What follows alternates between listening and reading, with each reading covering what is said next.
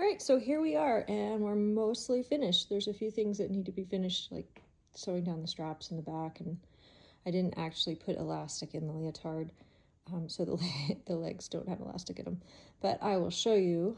So this is your basic front. So when I finish this seam under here, I run elastic all the way around. So you've got from here all the way around to the other side, and then I turn it under.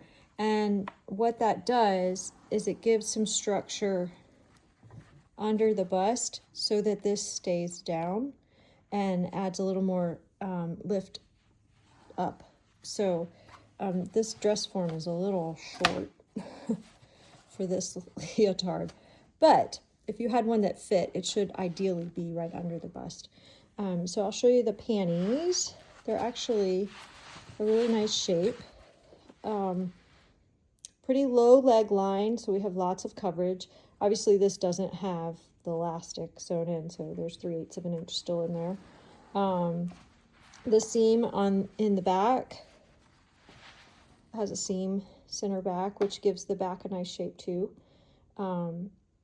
And it also provides for good coverage and less creeping up the legs. So the back is finished with just a clip. You could sew it together if you wanted to, if you didn't want to clip. You could also use hooks and bars, whatever you find your dancer wants. The straps, I would try it on the dancer and then pin these where they need to be.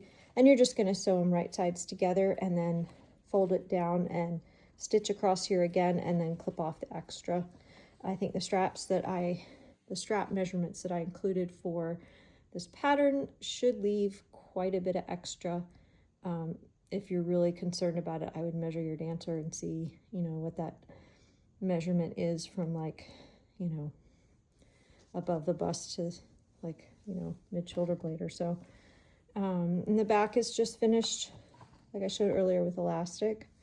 And then all of these parts of the back are finished with elastic. And then again, you have elastic that goes under the arm and all the way around. And like I said, with this one, I did not put elastic in this center front seam. I think it's okay without it. It does tend to roll a bit, so if I was going to do it again, I'd probably understitch it. Or alternatively, you could use the same outer fabric as the lining fabric, and then you wouldn't have to worry about it at all. It would all just be the same color. But anyway, so this is another basic design. Hopefully you'll do some interesting things with it. I could see the skirt done in lace. You could leave slits in the side if you wanted. You could slit it up to here. One of the ideas that I actually did, which is what this pattern is based on, I did a lace inset right here. And all I did was I took this outer piece and I laid a piece of lace over top of it and I zigzagged around it, and then I just cut out from behind it, and then I put the lining behind it. You could also put these two pieces together and put the lace on and then cut the lining out from behind it. There's a couple different options for that. So be creative.